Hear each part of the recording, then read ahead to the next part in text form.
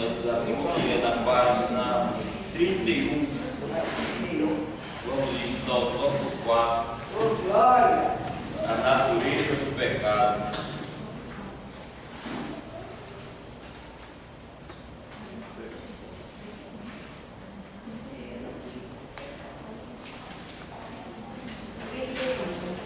Página 31. Lá embaixo. Natureza do pecado.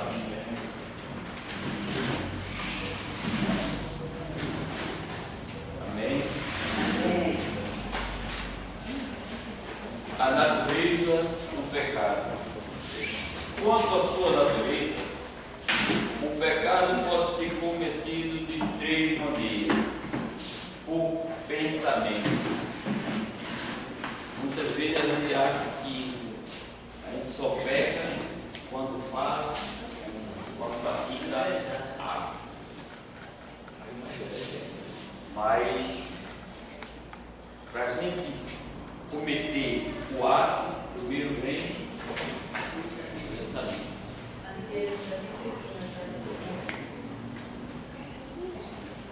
Vamos no tópico 4.1. Por pensamento. O homem deve manter sua mente ocupada com coisas edificantes e divinas, para não pecar por pensamento. A pessoa está em casa, viu o mal desse bom que Jesus pegasse, aqui Jesus pegasse, eu vou me vingar. Não fez, mas já pecou. Só em pensar, já pecou. Página 31, irmão Fernando.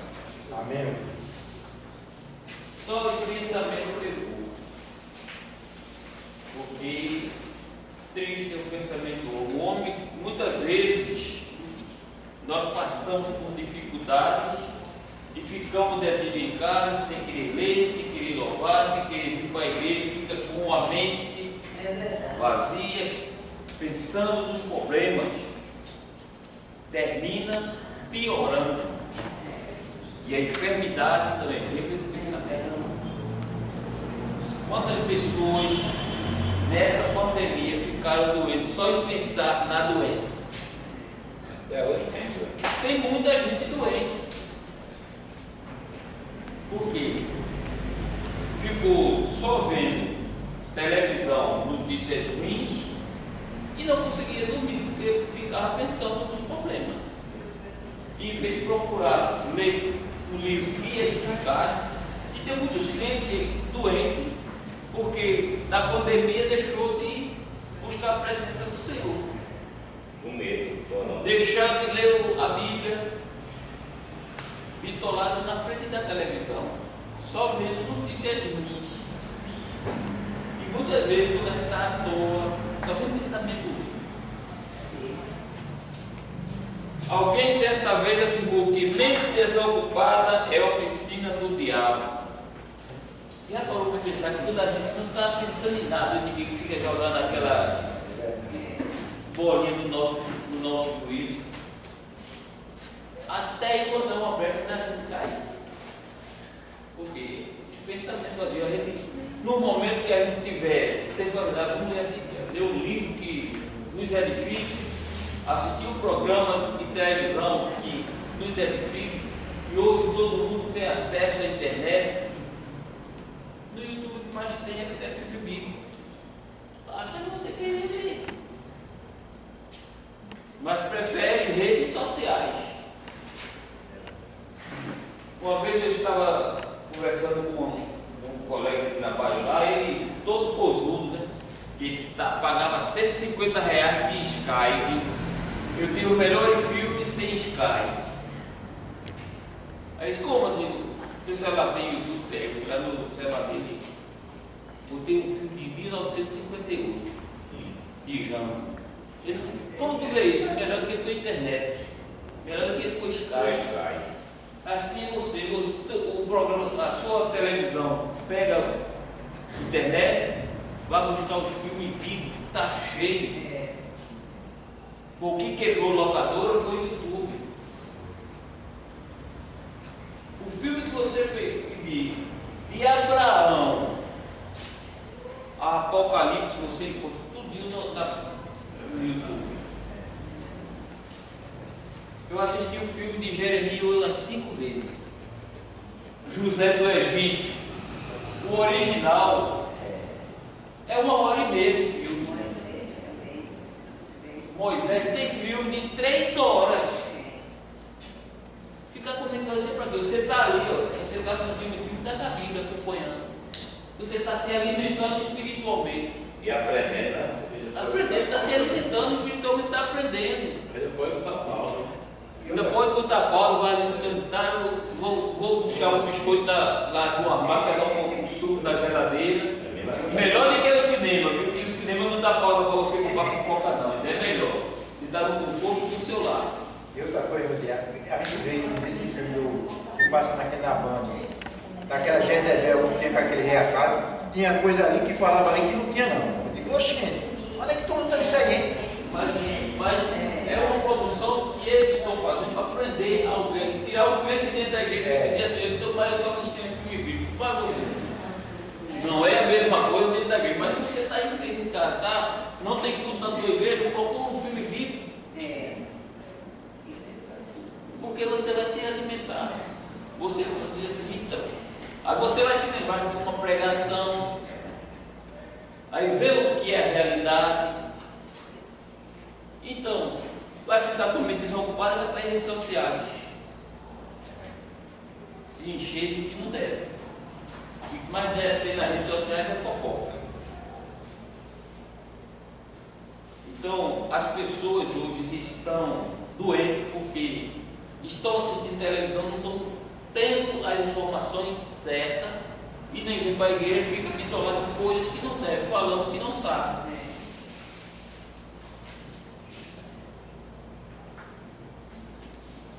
Pois, como ele é intruso, lançará na mente desocupada coisas desagradáveis, mesmo sem ter consentimento. E o diabo pede licença para entrar? Pois sim. Ele não pede licença para entrar, não, porque pede licença para entrar em nossos corações, nossos pensamentos, ele é assim. Se você quiser abrir, ele vai entrar e vai fazer morada. Mas o diabo ele é intruso. Ele não tem educação, não. Quando vier à sua mente algum pensamento vicioso e pecaminoso, procure imediatamente mudar esse quadro. Como?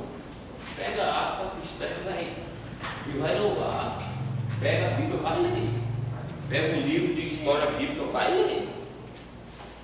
Um programa de evangelho na televisão que mais tem. O que o crente não pode dizer hoje é que não tem nada para de evangelho. Tem culto da tua igreja não, mas tem programa na televisão bíblico.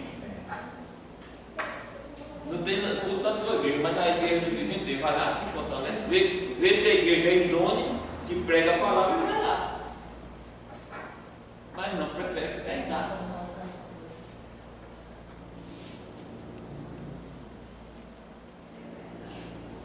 Procure imediatamente mudar este quadro, cantando um hino, lendo a palavra de Deus, ou mesmo recitando alguns textos bíblicos que você já decorou. Certa vez um pregador, ele disse que pregou 1 hora de palavra e a igreja não deu glória. E ele ficou preocupado. Disso, terminou a pregação, passou para a dirigente e foi orar. Senhor, o que eu fiz? Como é que está a minha pregação? Será que ninguém gostou? Aí ele disse que orava lá depois da pregação, não sei como botou ele. Aí quando a dirigente voltou a falar com ele das finais, o Espírito Santo mandou ele recitar um hino. Aí ele, de ritmo de poesia, foi recitando um hino e a igreja dando glória e aleluia. Salvou-se 10 almas. Porque eis o segredo. Tem hinos na harpa que a gente louva, mas não entende a história do hino. A gente tem que aprender também, pegar o hino da harpa e se depois. Se você vê o hino Abraão, seu sacrifício, o hino é grande. Igreja nenhuma louva, porque foi. Mas lê a história do hino, Abraão e seu sacrifício, É um hino bonito. Pouca gente quer cantar, acha bonito cantar aqueles pequenininhos. Todo mundo. Abraão e seu sacrifício. Parece que é o 280. Não me vai a memória. São 8 estrofes grandes. Ele dá 2 partes da E tem que ter cuidado quando for louvar ele. Porque se pegar ele faltando 10 minutos para entregar o pregador, ele Não adianta. Esse é o hino para dar para aquela pessoa que gosta de louvar. No começo Do culto, que sabe que ela vai louvar e dançar. Não é para dar na hora para ter a língua de oferta, não. Quando chega para trás de oferta, que a turma pega 212 e chega, eu ficaria, meu Deus do céu. Ele é quase 10 minutos, 212, ele cantava assim. Dá 7, 8 minutos. Esses hinos longos para vocês que dirigem culto, é bom dar logo no início. Louvar no início, que o povo de Deus só chega depois de 7h30. Chega de 7h30, quando eu dou 9h05, já fico paciente, vai-se embora. O dirigente de culto hoje, ele sofre.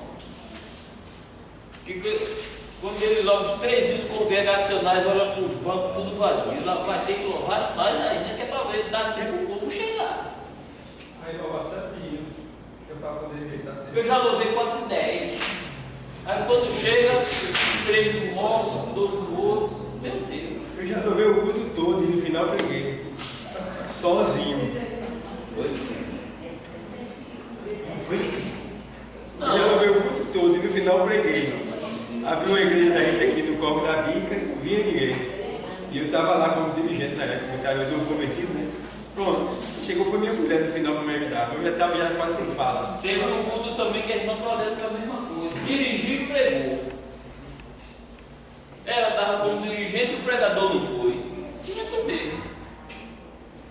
Por isso que hoje eu creio que as irmãs aqui que estão no princípio de oração estão estudando sobre isso. Que ela não quer sofrer com o pregador. Porque se o pregador não vem, ela quer preparar uma irmã para pregar. Então o que é que ela, quem fica aqui no ciclo de oração depois da reunião, que ela pega no pé, você sabe. Ela nunca diga a nenhuma que não sabe. Você sabe, tem capacidade. Desenvolva. Ontem ela disse, olha, disse para mim, tu vai para Guaperaba? Eu digo, eu acho que eu vou. Feriado eu estou em casa, eu vou. Tu vai porque não tem pregador escalado. Eu cheguei, me sentei por aqui, eu vou ler aqui para levar a mensagem. Mas papai do céu é bom, né? Mandou o pastor. Para todos descansar. Ela mandou o pastor. Mas é que a gente tem que estar preparado, o obreiro tem que estar preparado para pregar a qualquer momento. Por quê? O pregador oficial pode acontecer um problema e não vir. E aí vai ficar sem pregador? Quantas vezes a irmã Claudete olha para o banco e diz, quem vai pregar sou eu, não tem, o pregador não veio? Ô Tiago, se tiver na escala, o irmão que ele vai trazer uma palavra naquela noite, aí ele está, aí de repente o pastor chega, aí tem que passar para o pastor aonde? Isso depende da liderança. Veja só.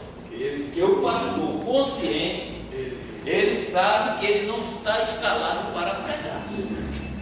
Mas o pregador escalado está ali. eu já observei. Ele não vai ter a oportunidade de dar a saudação dele, a palavra dele. Então ele sabe que o pregador está ali. Agora, se o pregador não quiser pregar, é o departamento, mas o correto é ele sabe que o pregador está ali. Graças a Deus aqui não tem isso não, porque chegou, o pastor chegou. Tem que passar a palavra para o pastor. Não, a direção do trabalho. A direção do trabalho.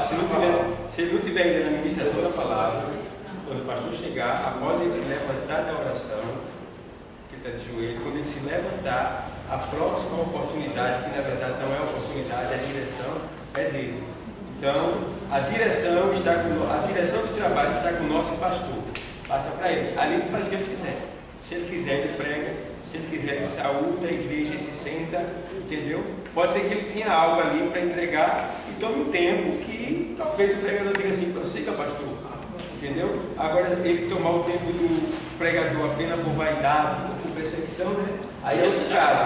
Mas, como o Tiago falou, tem o pregador, o pastor está ciente, recebe a direção, pode dar uma rápida palavra para a igreja e retorna a direção para o dirigente para que seja prosseguido o culto. Porque não é necessariamente obrigado. Não, o pastor chegou que vai pregar ele, não. Ontem não tinha pregador escalado. Aí disse, tu vai, porque se não aparecer ninguém, você vai e leva a palavra. Aí eu vi, dissertei. Mas quando o pastor chegou, que é difícil o pastor ter tempo de vir para o ciclo de oração, eu disse, vou passar para ele. Passe. Olha, se existe algo comigo, é não fazer questão de pregar. Eu não faço questão. O pastor não está agora. Está aqui, não tem escalado. O escalado é o pastor. Agora, se ele não viesse, aí pelo misericórdia ele ia. Como qualquer um aqui, porque existe às vezes que Deus trabalha também. Como ontem, conversando na reunião lá em cima, o pastor está aqui. Aí chega o nosso presbítero visitar a igreja. Só que o Espírito Santo, o pastor, recebe a mensagem, entrega a mensagem para o presbítero. Ele, como pregador, ele pode passar a palavra assim. O Espírito Santo vem, quem vai pregar é o presbítero. E muitas vezes, quando não tem escalado, é o dever do dirigente da igreja, do culto, orar a Deus para Deus revelar o pregador daqueles que estão ali naquele meio. Não é chegar não porque fulano errou, que a cara falou muito tempo para pregar, não. Vá, droga o joelho e peça direção a Deus. A quem é que você vai botar para pregar, levar a mensagem. Porque vaidade, não, porque eu sou diabo, não tenho que pregar, não. Se tiver uma irmãzinha que Deus visitou, eu sou diabo, a dirigente do ciclo de oração está aqui, chega a irmã, a dirigente tem comunhão com Deus, está lá de joelho, aí o Senhor revela, a irmã falando de tal, bota para pregar, trazer mensagem. É isso que acontece. Que quando a dirigente está de joelho, ela está pedindo discernimento ao Senhor para mostrar um pregador, que ela não tem um pregador escalado. Então, é o caso, quando o pastor ele gosta de microfone, ele não faz questão de pregar, não quer saber de quem está escalado. Ele vai querer pregar. Mas quando é aquele que sabe que tem o escalado, ele é consciente. Porque, veja só, o senhor está escalado para pregar. O senhor passou a madrugada estudando. Pedindo a Deus uma palavra. Pedindo a Deus uma palavra, o senhor Deus está dando a palavra. Mas o pastor chegou, tira do Senhor a direção da palavra. O senhor vai gostar? Vai ficar triste. Isso vai lhe matando. Não tem esse negócio, porque você passou a noite toda estudando. E na hora, por vaidade, ele tomou a tua palavra. Pode ter uma mensagem boa, vai ter uma mensagem boa, mas é aquilo, tomou por vaidade. Aí vai matando o obreiro. Por isso que tem muito obreiro triste dentro das igrejas, por causa disso. Porque, por causa de vaidade humana. Então, se tem um escalado, o pastor ele vai dar a palavra dele. Agora, se Deus está falando com a igreja e o pregador também está recebendo a mensagem para ele, o pastor disse, prossiga, está recebendo a mensagem. Então, que se seja entendido, não é obrigado, mas tem pastor que quer, porque eu sou o pastor, que tem que pregar sou eu. É como dirigente, não sou dirigente do. Não, nós estamos como dirigente, mas quem nos dirige é Deus e o Espírito Santo. Nós somos obreiros e temos que olhar os nossos deveres estou escalado para dirigir o culto. Mas eu chego aqui e vejo dos presbíteros, o pastor e nenhum obreiro para ficar tomando conta do salão da igreja, recebendo os visitantes. Cabe a mim chegar e o presbítero, não tem obreiro ainda, não dá para o senhor dirigir o culto, que eu vou descer, tomar conta da porta da igreja. Mas tem obreiro? Não. Tem dois presbíteros, tem o pastor, tem o evangelista, tem o ministério do culto está completo e não tem um obreiro. Ele não tem a sensibilidade de entregar a direção a um daqueles ministros que está ali para tomar conta da igreja. Sabendo que nós, como fomos levantados para auxiliares e diáconos, nós somos os serviços gerais da igreja de Cristo. Se o meu líder está aqui, eu tenho que fazer o serviço da igreja. E o líder toma conta do culto. Mas, infelizmente, hoje tem obreiros que querem o cargo e não querem a carga. Prefere ter obreiro que, quando não está escalado, nem para pregar, nem para dirigir, não dá as caras na igreja. Que obreiro é esse? E o culto fica sofrido. Como eu já observar, porque quando eu era diácono da igreja onde eu fazia parte, então tinha 2 diáconos, só que eu gostava de ficar na porta recepcionando as pessoas. E tinha um diácono que ele ficava sentado, só queria ser estático. Então, os pastores ficaram observando o meu desempenho, e depois de 2 anos eu fui levantado como presbítero. E ele continuou como diácono, depois veio questionar os pastores por quê. Aí os pastores disseram: simplesmente, você só queria destaque, né? Sentado, não serviam água, as crianças derrubavam água no salão, ele não ia limpar. Eu, como diácono, ficava na portaria, fazia tudo isso. Sempre eu auxiliava de todo jeito, mesmo sendo diácono. Aí hoje eu sou presbítero, eu ainda continuo sendo diácono. Porque do menor ao maior, todos eles são servicial para casa. Exatamente. Não é porque eu sou diácono, vou chegar aqui e aí as crianças pintando cordão, a igreja com sede. E aí? Como é que o pastor vai me olhar para mim? Eu sou auxiliar, como é que ele vai me chamar para ser diácono? Se eu não houve uma palha dentro da igreja. Eu assim que eu fui levantado como auxiliar, aí eu fui para a internet, né? Procurar saber qual era a função de um auxiliar. Aí quando eu fui chamado para ser sabatinado, eu estava com 4 apostilas na mão. Uma de diácono, 2 de presbítero e 1 de pastor. Aí eu disse: para que eu quero saber o que eu tenho que fazer dentro da igreja. E não é verdade você chegar a procurar conhecimento, quais são os deveres. Existem pastores hoje que não sabem nem qual é o dever direito dele dentro da igreja. E muitos membros não sabem o que é o direito dele dentro da igreja. A internet tem apostila para tudo.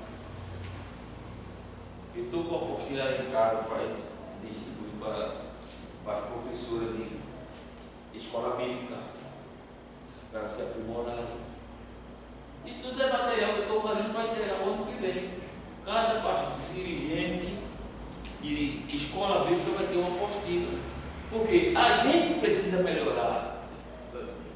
A gente não sabe de tudo. cada dia mais a gente tem que ir se atualizando. Todo um grupo de escola bíblica do pastor do Paraná, todo mundo tem material. Até a missão do ano que vem, eu já recebi, já era em PDF. O próximo trimestre já chegou para mim em PDF. Tanto de jovens como de adultos. que eles têm acesso a CPAD, e já mandaram para mim o conteúdo. Quer dizer, a gente precisa se inteirar com quem também tem algo para nos dar.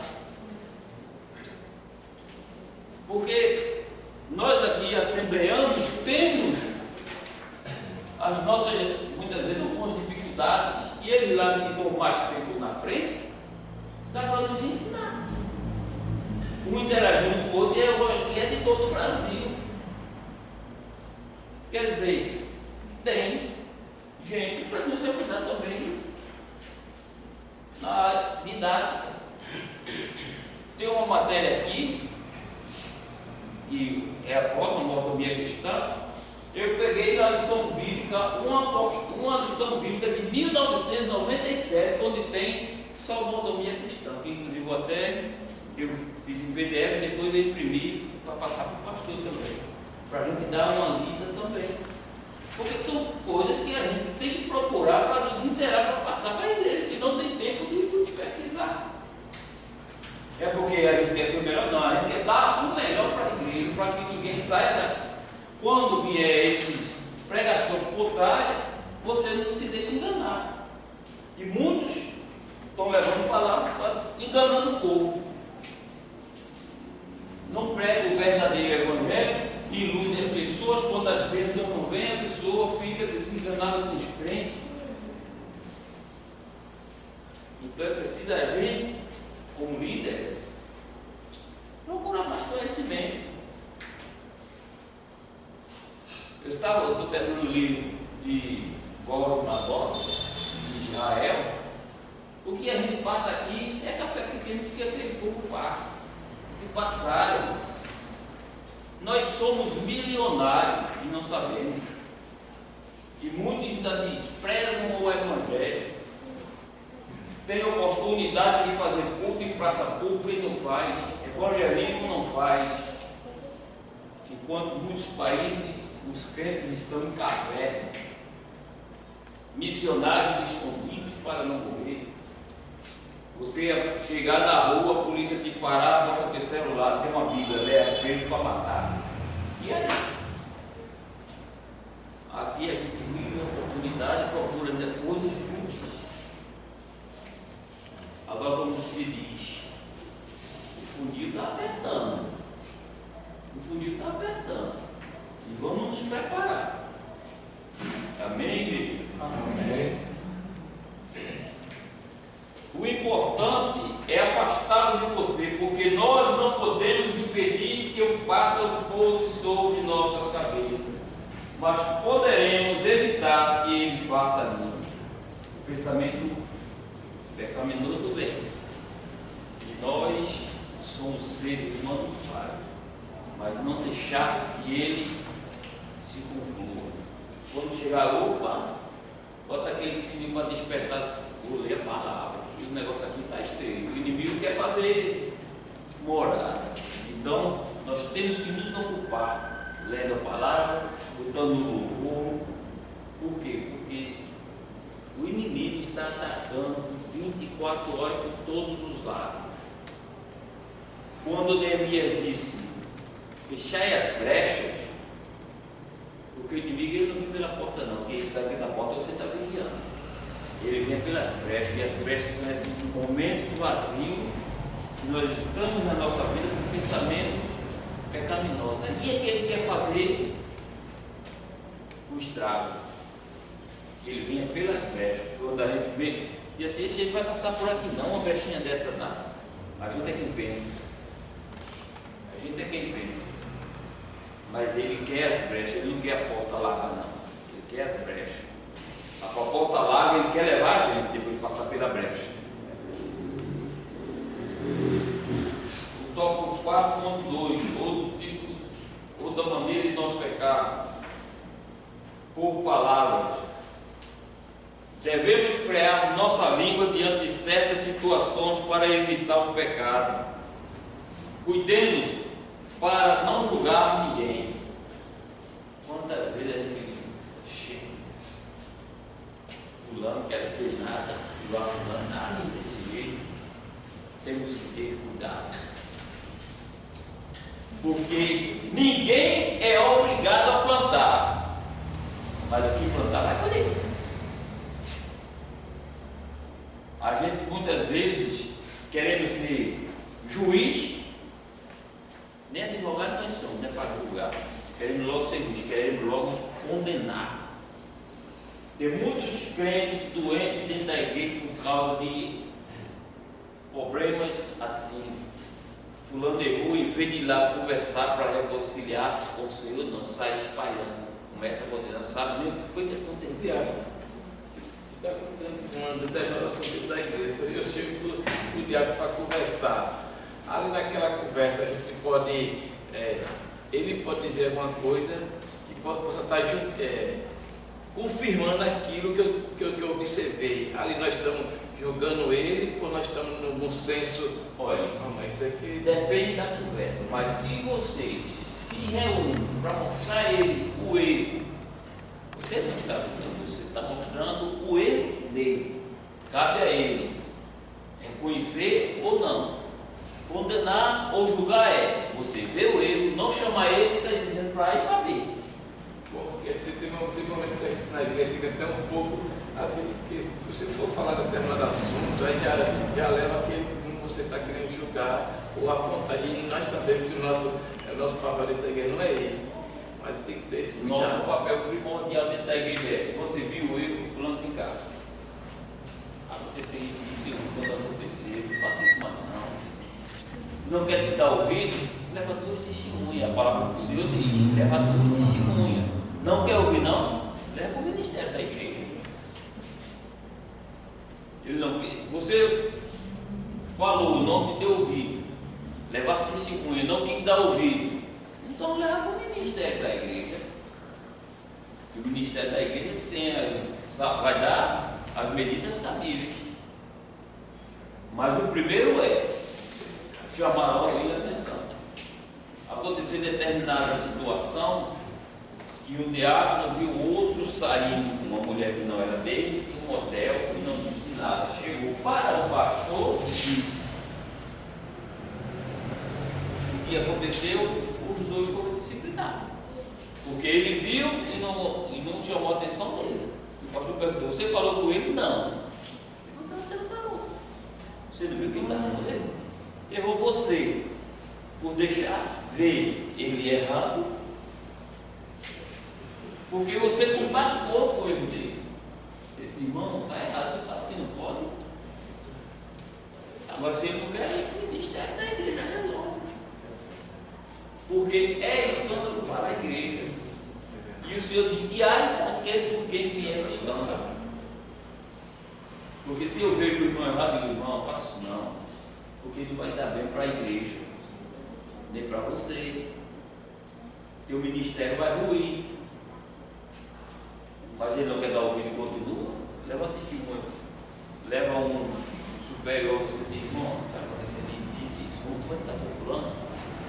Ele não quer? Leva o ministério da igreja. Nunca espalhe para a igreja, nem diga a irmão nenhum. Não foi você que viu? Converse com ele, chame duas pessoas idôneas que não gostam de fofoca para conversar com ele, porque não, pastor. Vai ter pessoas que quando vê o erro do irmão, não chama o irmão não, espalha para a igreja. Acabou. Depois a igreja está. Por quê? Não usou de sabedoria. Viu ele? Irmão, é assim, não faça isso não. Isso vai prejudicar. Converse. Não diga a ninguém. Tem problemas que a gente não deve da igreja, que a gente não deve, nós homens, não devemos contar para a esposa.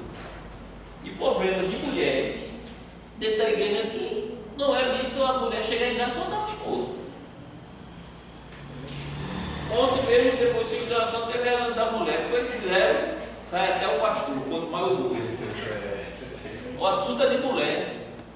Mas ficou ele lá na cômoda conversando. Porque o assunto é de mulher. Eu vou fazer o quê numa reunião que só tem mulher? Não interessa a mim. É reunião de mulher. Ponto final. A dirigente do hotel disse mulher viu, os homens têm que sair. Por quê? Tem problemas entre mulheres que tem que resolver. Para que a gente saber? Tem problemas nossos que não adianta a gente levar para a mulher. Não adianta. Cada ministério é diferente, são cabeças opostas. Acabou.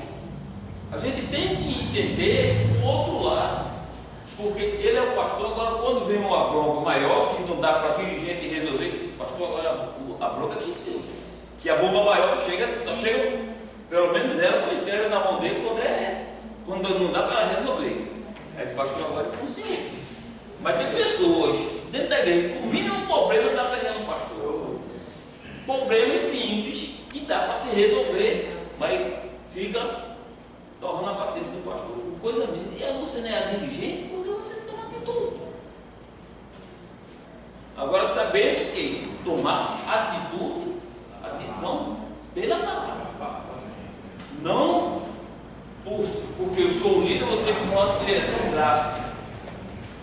Nabucodonosor foi usado por Deus como rei da Síria para dar uma lição no povo de Israel.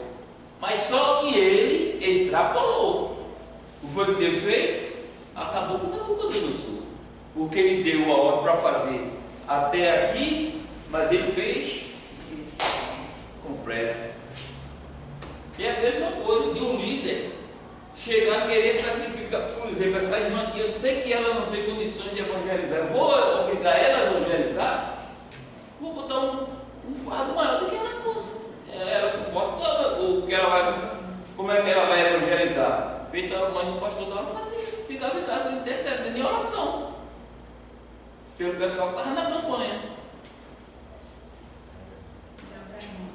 Sobre a questão de ter condições de evangelizar ou não, alguma pessoa que já fez o discipulado, terminou tudinho, outro problema é que não é casado ainda no papel, é proibido também? Evangelizar não. Evangelizar não é só para casar. Eu tomei conhecimento que não poderia sair para evangelizar porque não era casado. A senhora pode não assumir a liderança do grupo de campanha.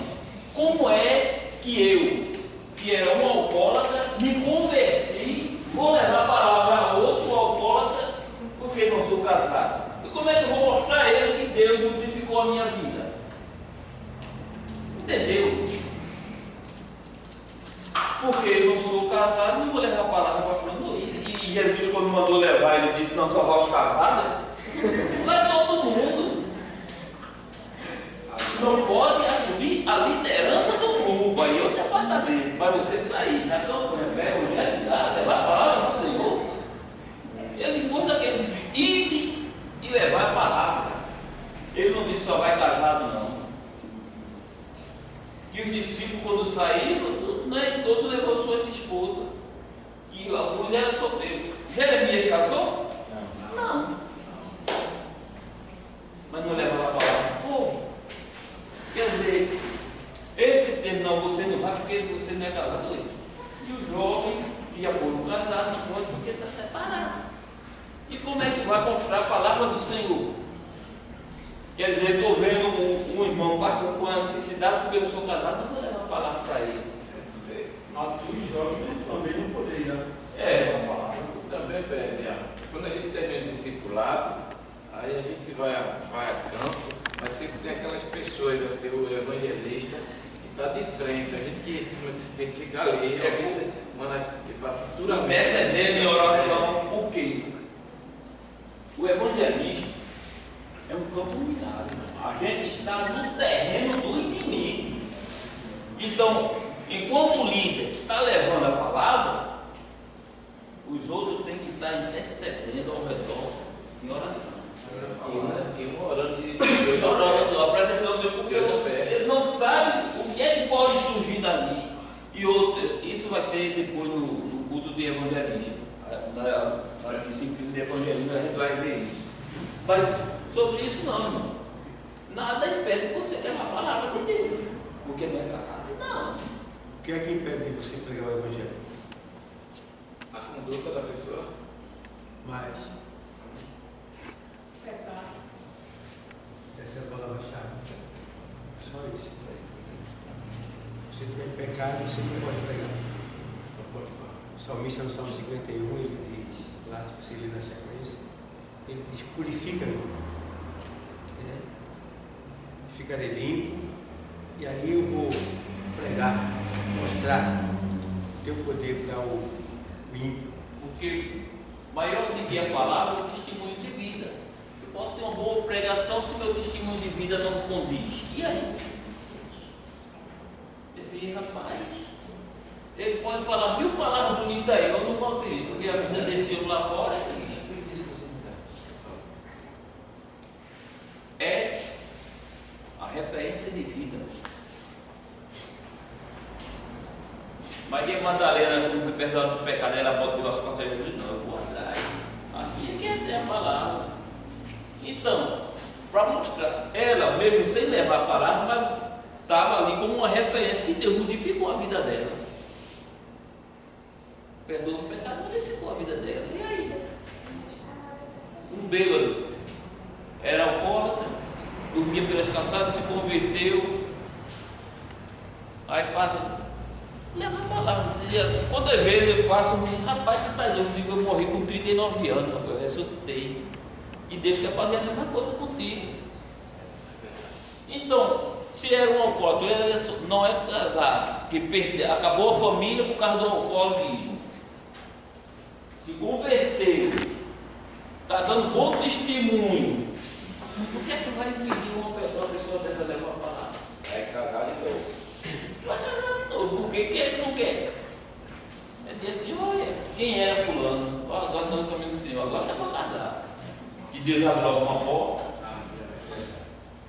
Então, são às vezes doutrinas de homem que impedem a pessoa de crescer na obra. Por quê? Simples detalhe. Agora dizer assim, não, você vai assumir, aí é um erro. Porque como é que ele vai levar uma palavra se está no erro? Para começar, o ministério não prospera. A primeira coisa, Deus não vai trabalhar sabendo que o líder está em pecado. Então, o primeiro erro é isso. Então não vai prosperar. Mas porque detalhes de homens, não. É como o pastor disse, só o pecado que vai te impedir de levar a palavra. Mas mesmo assim você pode dar um testemunho que Deus te modificou e a gente procurar melhorar. Só isso. Amém? Só uma pergunta. Vai fazer uma visita na casa de determinada pessoa que a última dia vamos orar, que o negócio ali está. Chegou ao nosso conhecimento que é pesado, lá tem puxaria, tem coisas que aqueles que não desceu a água devem ir ou não? Olha, fecha. dever. Fique à vontade para perguntar, pessoal. Por que descer as almas? Porque é um revestimento do Espírito. Pode até ir, mas sim, porque existem detalhes. Por exemplo, o homem que ele foi recém-casado, ainda está na parte burocrática do casamento,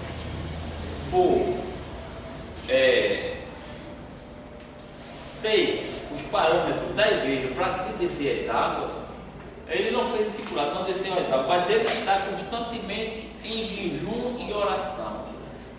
Porque mesmo os discípulos de Jesus, quando chegou aquele demoniado gadareno, nenhum tirou o demônio dele. Por quê? Não estava em jejum nem em oração. Foi o que Jesus disse, essa caixa de demônios só sai com jejum e oração. Por isso a campanha tem que fazer jejum e oração, principalmente nos dias que vai sair, se consagrar ao Senhor.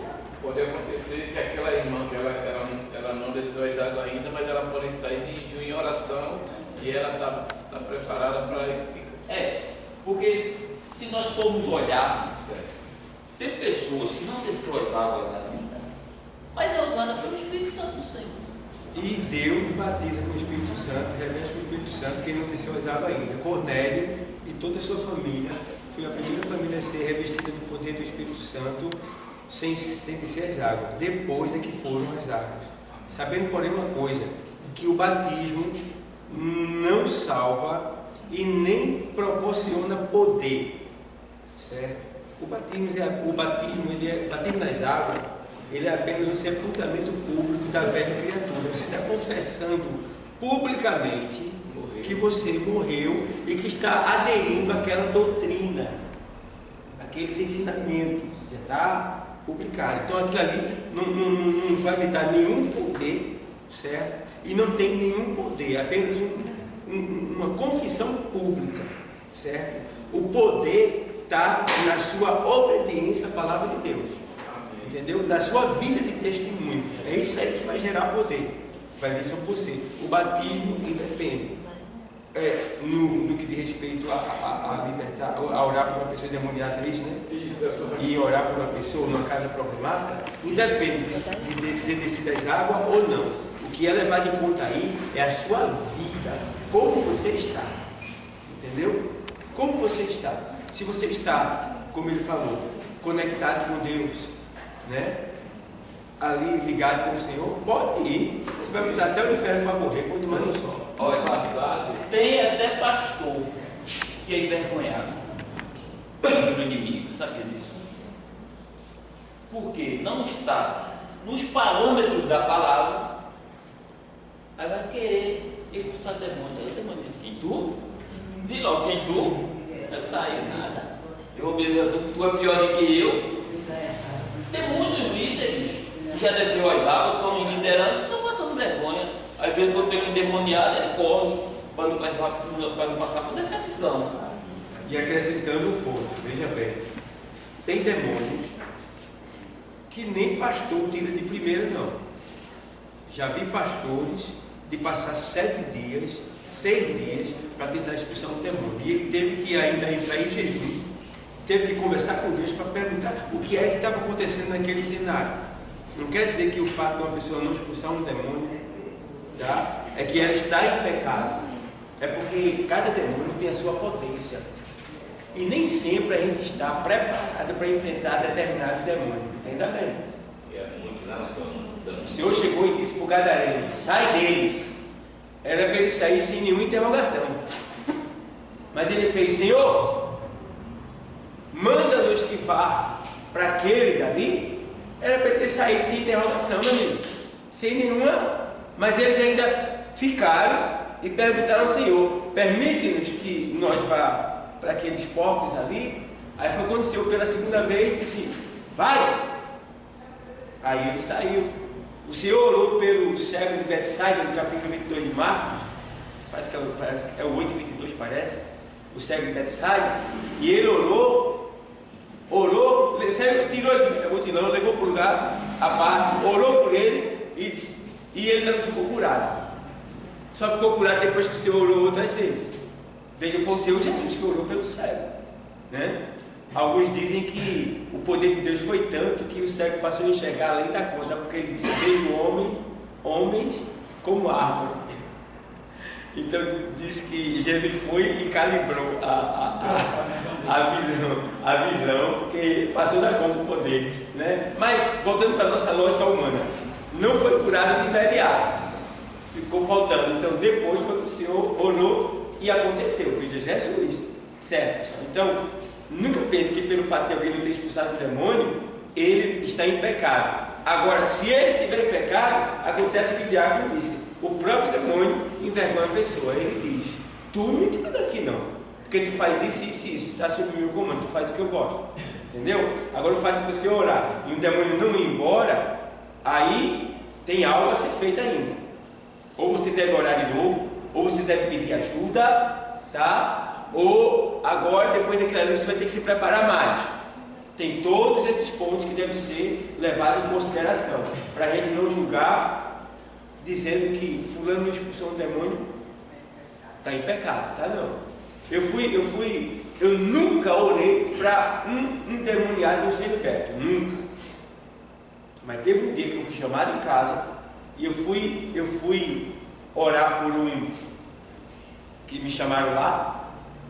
Aí ele sabe que a irmã dele só vai ligar, né? Parece que só tem eu de crente no Curitiba. Aí vai lá, e aí veio tonto de sono, fora do alto sistema. Meu Deus, tem misericórdia de mim, vamos lá. Mas nesse dia daí, o que aconteceu? Vamos ali, porque já há um bocado de gente, já tem um bocado de gente lá e ninguém conseguiu. E eu sou o quê? Né? Aí vem a bronca que bota pra gente, como coisa que eu fosse mais do que os outros. Aí já vai eu, mas meu Deus do céu, minha porra, minha vida. Já, vamos lá. Aí chegou, tá lá o cavalo. Já tentou matar o pai, matar a mãe, estava todo mundo trancado dentro de casa, ele na escadaria. E eu não tenho medo dessas coisas, eu sei a quem sirvo, né? Sempre me preparei para isso. Aí eu olho assim, tinha na faixa de uns 18 crentes na rua, isso na avenida, tudo com harpa, louvando. Eu digo, tem quase 20 crentes aqui, nenhum desse, essa turma nenhum. Aí estava lá, só mulher, né? E alguns espectadores de homem em volta assim. Aí já vai quem? O mago aqui. Bota eu como cobaia. Né? Aí eu digo, Jesus vem na minha frente, aí já vai eu. Aí quando eu chego lá, vou fazer uma investigaçãozinha para saber se é demônio mesmo. Vocês só vão saber isso lá no curso de evangelismo. Aí faço uma investigaçãozinha para saber se é demônio mesmo que eu estava dizendo com ele. Aí tem imediato, Deus levantou um jovem, um rapaz, o cara dobrado assim, dobrado. E ele veio e ficou atrás de mim. Aí ele veio para trás de fazendo investigação, aí ele disse, é demônio mesmo? Eu sei, mas deixa eu terminar aqui. Aí o bicho-papão disse, sai daqui. Aí eu disse, rapaz, eu não vou sair daqui não, que eu estou aqui em nome de Jesus Cristo. Aí o irmão atrás de mim, olha, dobrado. Vê como Deus é. Eu não sei, até hoje eu não entendo porquê. Mas eu sei que Deus fez algo, porque eu não sei. Aí eu estava lá, não, você vai sair daqui, que esse corpo não me pertence, eu não vou sair daqui não. Sai daqui você. Aí, esse cara está falando tão assim que eu estou achando até que não é demônio, mas ele rindo dentro, aí pegou, irmão, se levantou assim, agora vê, eu numa barreira, eu na frente dele, ele aqui, a barreira aqui e eu aqui, e ele deitado no chão assim. Só ele fazer isso assim, eu caí lá embaixo. Mas eu estava tão ligado no céu que nem olhei para isso. E o irmão pegou e ficou atrás de mim. Aí ele disse, sai daqui. Aí ele levantou-se e veio pegar no meu pescoço. Aí eu tirei assim. Aí o irmão pegou e entrou na minha frente. Aí ele pegou, saiu e foi pegar uma arma. Pegou um negócio desse aqui com o nome cerâmico para ir para cima de mim. Pai, aí já veio ele. Aí o irmão pegou, entrou na minha frente. Aí ele queria me pegar, ficou ali, querendo me pegar e irmão na minha frente, me defendendo. Aí o irmão disse, irmão, vamos embora daqui, deixa esse cara aí. Deixa esse cara aí. Eu disse, não, eu teimando. Mas chegou um ponto, irmão, que não teve mais jeito. A gente teve que ir embora. Porque não tinha jeito desse jeito. Ele pegava cerâmica para cortar rico, para aquele negócio todo. E ele estava virado mesmo, não sei se era um surto, não sei se era. Eu sei que era uma coisa demoníaca. E todo mundo lá, né? Quem sabe até filmando estava lá no centro. Aí a gente desceu, o irmão me chamou só, chama a polícia. A polícia que vai resolver isso aí. E eu fui embora meio perturbado. Isso nunca aconteceu comigo, eu fui bravo para casa, né? Envergonhado comigo mesmo, né? Dizendo, poxa, o pessoal tudo ali viu, eu cá comigo, o pessoal ali esperando que eu, né? Vai entendendo, mistério. Aí o que é que acontece? Se eu vou ali, aquele cabo, todo mundo já tentou, eu vou lá e olha e expulso. Todo Curiti agora, qual era o endereço? Pastor Dalma. Tinha que acontecer que ele era do meu pé. E foi tão bem feito que Deus pegou um camarada que eu nunca vi ele, não sei, nunca mal vi ele, nunca vi ele ali. E ele veio tomar minha frente, ficou o tempo todo, e o bicho não me pegou por causa dele.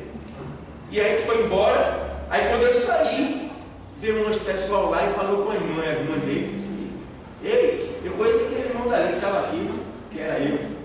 Esse safado aí, quer que a gente resolva botar esse bicho para fora agora? Queriam matar ele.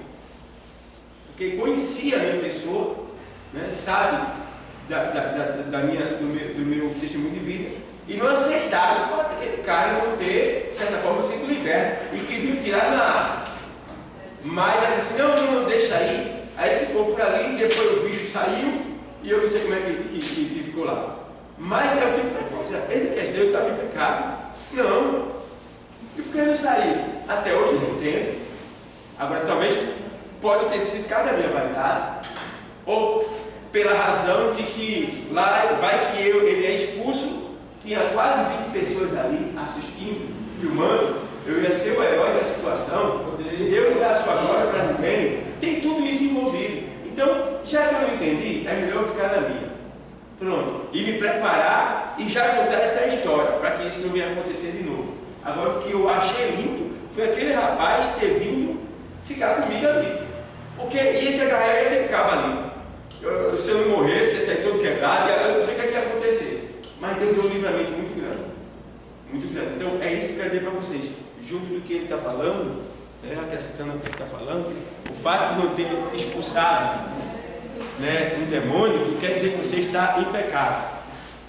Pode ter ali uma ação divina, o que não é o caso daquele texto que diz, por causa da pequenez da vossa fé. Não é esse o caso. Às vezes é uma preparação e às vezes é o próprio Deus que permitiu aquilo ali acontecer para algum propósito. A gente não sabe explicar. Certo, pessoal? Então isso já aconteceu comigo uma vez. Eu não aceitei até hoje eu vivo perturbado em relação àquilo ali, tá? Não fiquei bravo, porque nunca aconteceu. Você se sente um perdedor, mas ao mesmo tempo eu começo a entender. Deus sabe o que aconteceu ali. Mas pastor, talvez até hoje as pessoas que estavam ao seu redor poderiam estar idolatrando. Não é isso. Então, Por isso que Deus não deixou que acontecesse. Porque o público estava grande. É feito ele disse, qualquer coisinha, vai na casa do pastor, tal, ia perder o sossego. Uma vez ligaram, acho que quando ele ligou para mim dizendo que, pastor, estão querendo que o senhor fale na casa de Iago, que ele é demoniado lá. Eu digo, eu não vou não, vocês não estão aí. Vocês têm poder para isso, porque eles queriam que eu fosse. Eu digo, não, o meu espírito que tem vocês. Vai lá vocês e façam a obra. Eles foram e fizeram.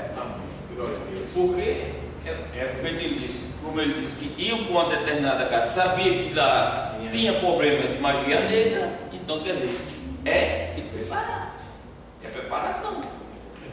E não tem medo. Aí na época só quem foram as pessoas que, em primeiro lugar, jejuou, em oração, e terceira, que eram as pessoas que iam ter descido as águas. Quem não foi não. Mas isso aí é um assunto muito prolongado, porque tudo na aula de evangelismo a gente vai aprender mais. Amém? Amém. A direção está com o pastor Dalton.